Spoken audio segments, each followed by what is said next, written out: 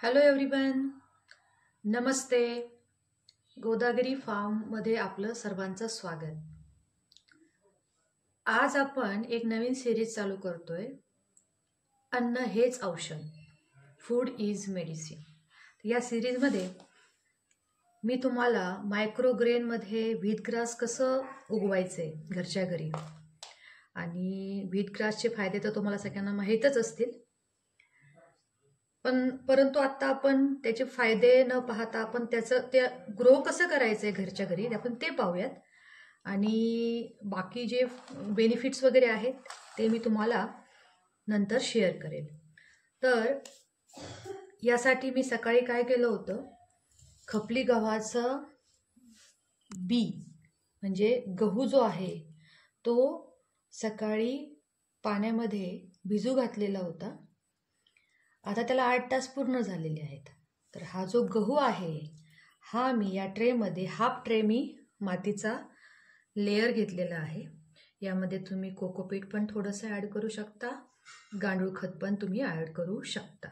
Actually माझ्या या मातीमध्ये सगळं ॲडेड आहे, मी त्याच्यामुळे ती ॲज इट इज घेतलेली आहे. तर आता हा जो गहू आहे तो कसा लावायचा आहे हे खूप सिंपल आहे. आपण आता याच्यावरती स्प्रेड करूयात.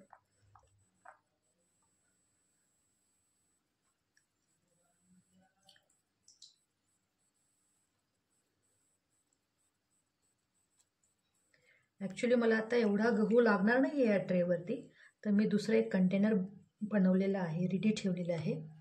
त्यामध्ये मी काही गहू लावणार आहे. यामध्ये मी जाणीवपूर्वक खपली गव्हाचं बी घेतलेलं आहे.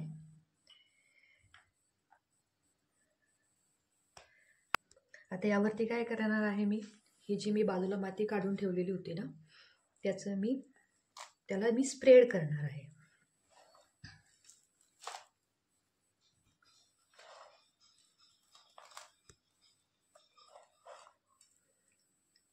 ॲक्च्युली जशी आपली धान्य लागवडायची जी पद्धत आहे तीच आहे, पण ही घरच्या घरी करायची. याला सनलाईट नाही द्यायचं आहे आपल्याला. सनलाईटमध्ये आपल्याला हे ग्रो नाही करायचे, याला घरात ग्रो करायचं आहे. ओके, सेफ जागेवरती, कुठे आपल्याला प्रदूषण नको आहे.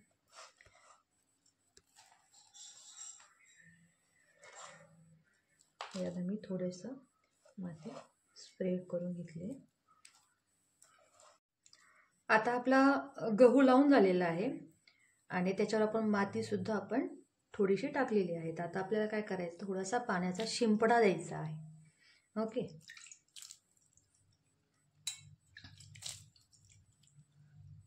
म्हणजे त्याला मॉइश्चर मिळेल.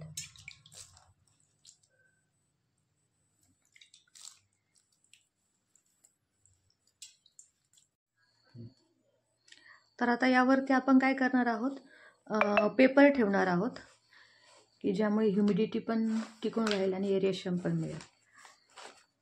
आणि पेपर अशा पद्धतीने ठेवल्यानंतर हा जो मुंग्यांचा जो खडू आहे, आपण मुंग्यांसाठी प्रोटेक्शन म्हणून वापरतो, तो त्याच्या बाजूने फिरवायचा आहे की जेणेकरून तुमच्या ट्रेला मुंग्या लागणार नाहीत.